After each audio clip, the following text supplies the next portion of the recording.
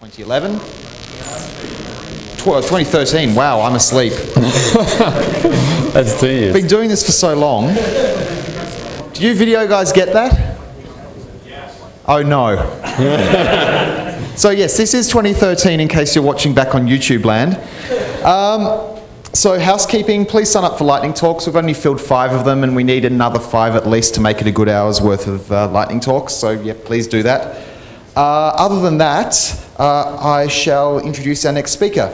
It's always good when we get someone sort of outside of the free and open source software community to come and speak at this conference. If you have been in the iPhone and iOS development community, you'll recognise Mark from Cocoa Heads in Sydney, as well as being convener of the Swipe conference. Today he's going to be talking about embedding everything in everything for fun and profit. Please make Mark welcome. Thank you. I like to think of myself as a free and open source alumnus. If you search the Perl contributor commits really carefully, you'll find a very small number from me. So embedding everything in everything. Now, let's see if this is working. Excellent. Okay, so thankfully, you guys would all be with me on this. That you know, the days of one tool for every job is firmly been left in the 90s. So the whole concept of using the right tool for the right job is not something you have to sell anymore. It's sort of an established thing. But I'd like to take that another step further, and we still tend to pick maybe an overarching language for a project because it best suits that project. But then there's always little parts of that project that would be better at something else, or maybe even there's you've got this sort of schizophrenic project that would be great. One way it's painful, another, or this doesn't perform, or whatever. So my aim is combinatorial nirvana, embedding everything inside everything, or something that might get more traction on Hacker News is E-cubed. And before I get too stuck into it, a small admission. When I submitted my talk request to Chris, I thought the talks were an hour, not 25 minutes. So there's going to be probably a little more inspiration than actual code, but if I go quickly, we'll get to the real code. So what am I talking about embedding? So like I said, conceptually, this is from a real talk, by the way. Conceptually, the idea is, even within one program, even within one running application, there are different tasks that are better expressed, more conveniently expressed, more performant in different languages. So one obvious example is SQL, right? But that's not what I'm talking about. Not because it's not a good idea, but because you talk to SQL as a different process through some kind of inter-process communication. But what I'm talking about is having multiple languages inside of your process. One of the reasons why I want to do that is it seems really hard and really complex and the kind of thing that we would ignore. But it's not really that hard. So it's often the case in my experience that to simplify things you first have to be willing to enter into a higher level of complexity, and that sort of seems confusing. Mostly we're talking about von Neumann machines, right? Does anyone here program on something that's not a von Neumann or Harvard architecture computer? Sometimes, okay. They exist, but so that's von Neumann on the left there, and Robert Oppenheimer on the right. So for those of you who aren't sort of super familiar with it, let's have a quick look at the von Neumann machine. And this is basically what our computers are, right? We have memory, which has code and data, and of course in Harvard architecture it might be split, but let's talk about that. We have some sort of logic in our CPU. We have a set of registers, which are our super fast little discrete slots of memory, and we have an instruction pointer, which tells the processor what bit of code to execute next. And execution, basically all the logic part of our processor can do is it really does 3 kinds of things. It can do something with registers, might add them together, might move them around. It can do something with memory, move them in and out of registers, and it can do something with the instruction pointer. It can jump to another location. So the last one, the jump, is obviously the secret to us being able to call functions. So how functions are called, how they receive and return data is known as the calling convention. And it's a convention purely because, you know, ultimately you're running code on a CPU, you can do whatever you want. You can jump all around, you can stuff whatever you want in the registers. But if you're going to do that, then of course you need to document and understand very carefully exactly what's going where, and that's what you do in assembly programming. And fortunately we don't have to do that. So in most cases there's a standard calling convention described by a CPU vendor for that CPU, which in most cases is followed by the operating system, and in most cases is followed by the compiler of your particular language. So let's look at quickly at what that is. Okay, so here's another way of representing the von Neumann architecture. It's you can tell we're getting more serious because they now have square edges on the not round edges.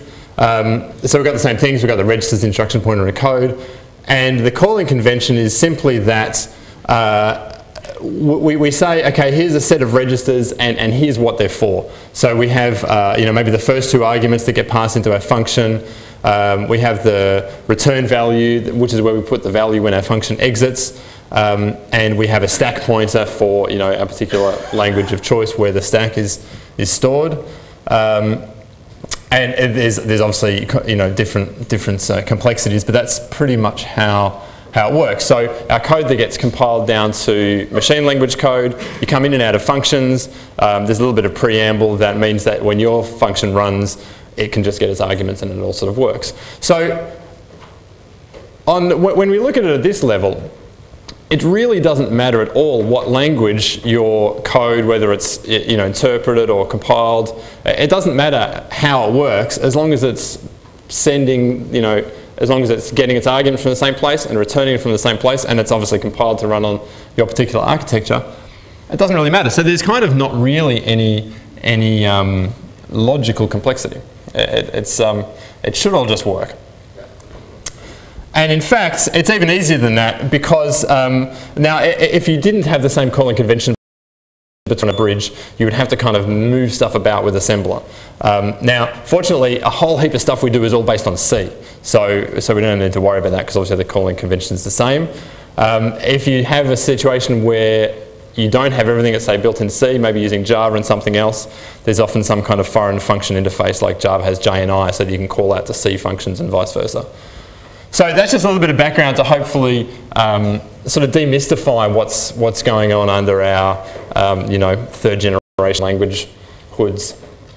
So let's look at an example of doing just this. So the examples I'm going to look at, I'm assuming I've got a C-based application, which, you know, might be a GUI, could be a web server, and I want to embed some kind of, you know, scripting language. So let's look at Ruby first.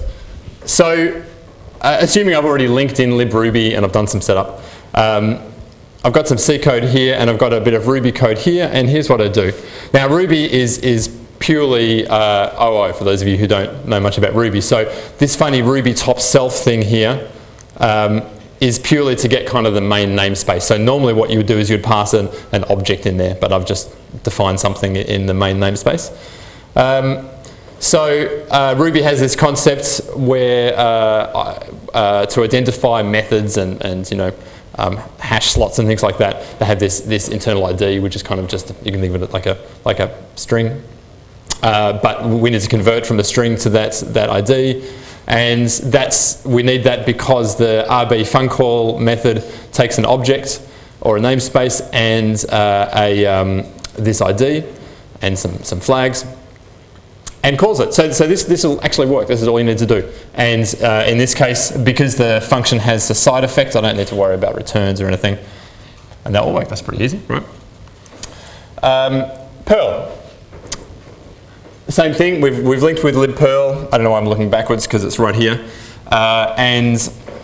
Except it doesn't really work if I put my laser pointer here. But I'm sure you can read it. So we have call PV, which means, so there's a whole, you'll notice in anything, in any, especially scripting languages that are designed for embedding or vaguely designed for embedding, there's a whole bunch of ways to do the same thing. But, so in this case, call PV means we're passing in the name of a Perl subroutine as a string, as a C string, and gvoid there means we're calling in void context. We don't care about the return value. Again, same thing, that's all we have to do. Tickle. Does anyone here use Tickle? Good. So Tickle, the reason why I have these three, and I'll use these three a bit, is firstly because I have experience in embedding all these three inside other things. But also specifically, I like including Tickle because Tickle was intentionally designed for embedding. It was designed as a language to be embedded inside other things. Which is the reason why I came across it is it's embedded in a web server called AOL server, which used to be called Navi server, and now it's called something else. And that was made in like the 80s or 90s. And at the time was basically the only option if you wanted something that you could do, that you could embed a scripting language multi-threaded into a C process. So same thing here, to pass into Tickle evaluate object. Now, a Tickle is kind of, you could think of it like a functional programming language, for those of you that don't know it. Think of it like. So basically we're passing in its prefix notation like Lisp or something. So in the case where we're just calling a function, all we do is pass in an object which is that function that gets byte compiled and stuff. Same thing, all pretty easy, right? So far we've made a C program that will call some other languages. Super easy. Except we haven't actually done anything apart from calling a function that has some side effects, which is not very interesting. So let's talk about something where we're going to, we're going to kind of stretch our friendship with the calling convention. We're going to send some arguments in and get some returns out. So again, Ruby. Okay, so now we're getting a little bit more complicated. We've got the same. This line up here is the same. We're getting our ID, which is the name of the function. And we're going to pass in an argument. So in Ruby, everything in terms of the C API, everything is this type value.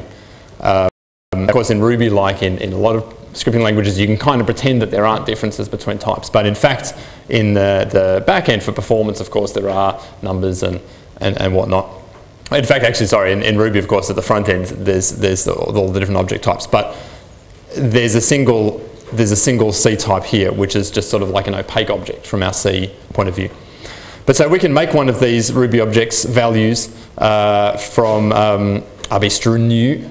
I feel like it feels a bit like PHP, doesn't it? Everything's just this function. new for Dave, and we're going to call this function, and exactly like you would imagine with C, I get a return, which is an object. And I can call this again, this Ruby API string value C str to get a C string for that Ruby object, and it's all really easy. Now, things get a little bit harder when you have a language like Perl where we can have multiple return values. And in fact, the Perl C code to do the same thing is quite a lot more complicated. First of all, this DSP thing, kind of forget about that for the moment, but it's declaring a stack pointer variable. It's basically declaring this SP variable here. Now this enter and save temps, and you'll also see there's a corresponding down here, free temps and leave. That's exactly analogous inside Perl or Python or what have you of your curly braces giving you the context. So if I create within the enter and the save temps and the put back and the free temps and the leave, if I've created a Perl variable and it doesn't have any more reference counts, then it'll get freed there. So it's exactly like having my curly braces around it, which gives me a bit of safety that I can call a function and know that everything's going to get dealt with, cleaned up. Now, so a big difference here, and you'll see this in some other scripting languages in the C backends. The way that we interact with functions is we deal directly with a stack.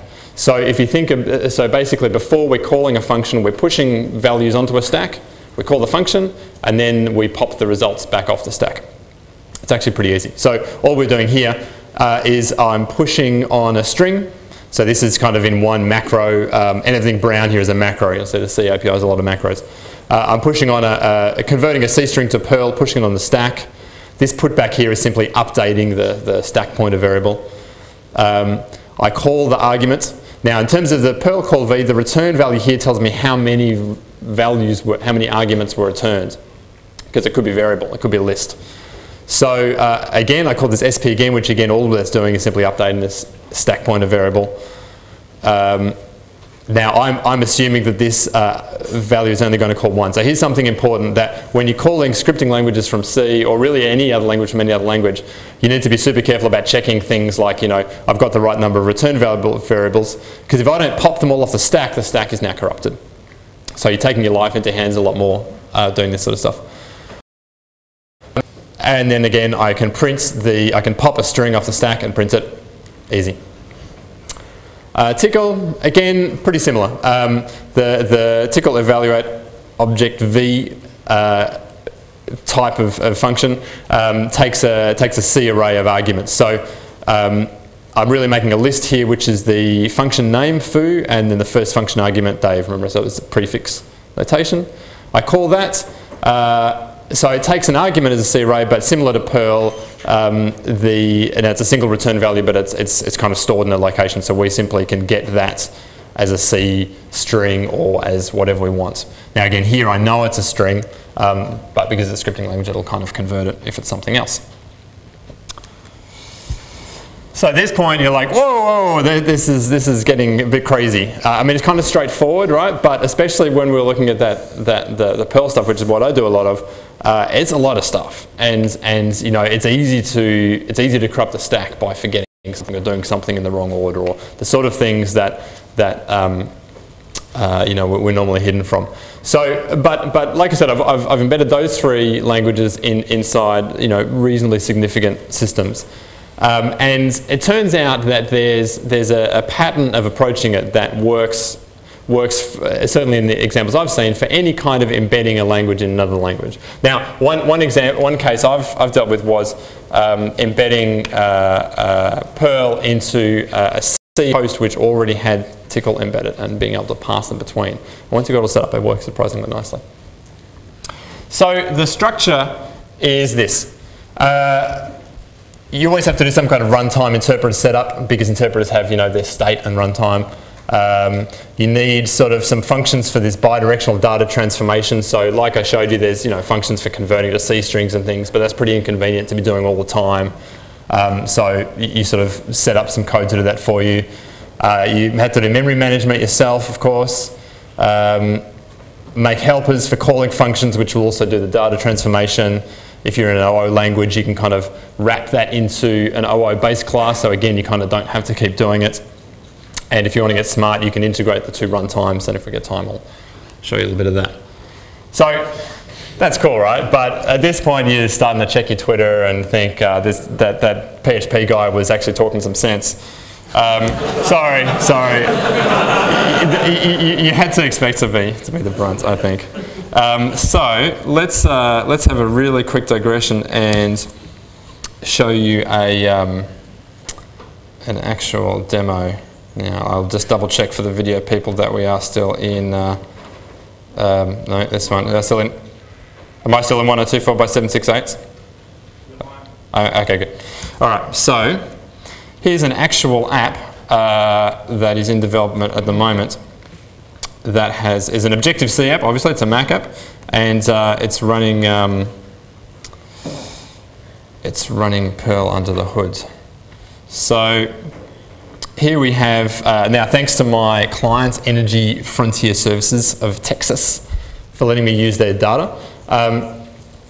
So this is geological data, and there's hundreds of thousands, probably millions of data points under there.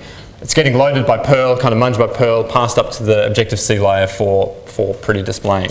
Now the stuff I've described sounds kind of slow, right? I mean, scripting languages are slow anyway, aren't they? Well, let's look. So here, let me just open up an inspector on this. So this red line here. First, let me pump up the weights so you can see what's going on the base one here, and I'll just kind of change some colors and things. And every single time that color is changing, I'm setting a property in an Objective-C object which is bridged automatically to a Perl object, sets that value, that updates something at the back end, a publish and subscribe message gets generated that triggers the Cocoa bindings framework, which is updating the color on that thing, and is then triggering the layer to redraw and doing an OpenGL redraw in the background. And it's pretty fast, right? And all this stuff here is simply bound to Perl properties on an actual data object. So what are the values for this? One value is that so for instance I can look at this curve here, and I've got these filters now. I don't have any interesting ones loaded here, but let's see. I can add an average filter, and you can probably see what's happening there. I can reorder the filters, which won't make any difference in this case. Now, when I added that filter, what that did is that created a Perl object, stuck it into an array. That's all it did. And kind of like the Angular talk, everything notices that and refilters the data, updates that. So the great thing is that these filters here are Perl modules that are really a single method that's doing some maths on an array of points. So it's something that not only can the client write them, but actually the geologists can write can write their own plugins and things like that. Now I've lost my timer because I've gone back there. How long have I got? Finish up soon. Okay. So I was going to. No, I knew that I was going to run out of time, like I said. So let's super quick run through this. So the setup, you always have to do a little bit of setup for any embedded language, but there's a bit of a clanger here in the bottom part. The Ruby looks nice and small, but who can tell me what the problem is there? Where's the state variable so that I can have multiple interpreters on different threads or even in the same process? There is none, right? So the Ruby runtime uses global state, so you can't ever have more than one Ruby interpreter in a single process. You can with both Perl and with Tickle. That's sort of an example of sort of thing you need to look for. Now there's just a Perl example here. It looks a bit crazy, but again, in the pattern, you basically have this in every case. You know, we have some sort of opaque piece of data coming in from another language, and you just end up with a big case statement, right? Big switch statement, right? We call some sort of API. If it's an array, then we iterate and make an array. If it's a number, we turn that into a number. It's again pretty straightforward. You do that once, you hide that complexity. Memory management, again, pretty easy. Now this is where Ruby is quite nice. Ruby is very slow for a couple of reasons. One is that the garbage collector scans the system heap, which means that you don't even have to memory manage your own C pointers to Ruby objects. It does that automatically, which is kind of cool. It's just slow.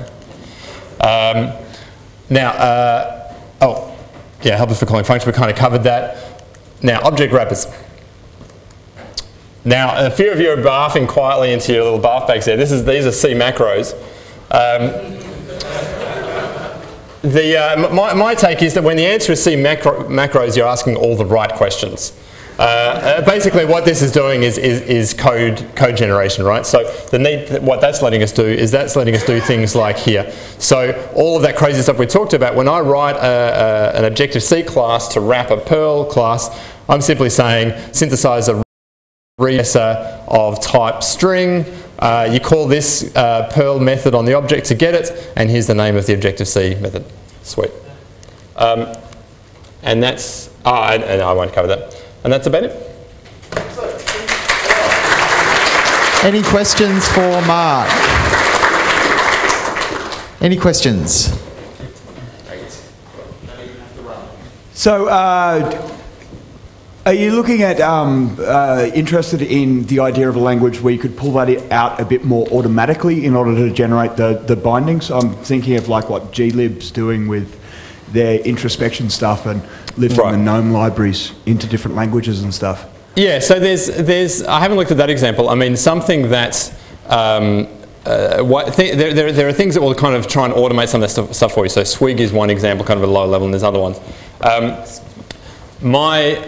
So I kind of did it. So it's interesting doing it from the ground up.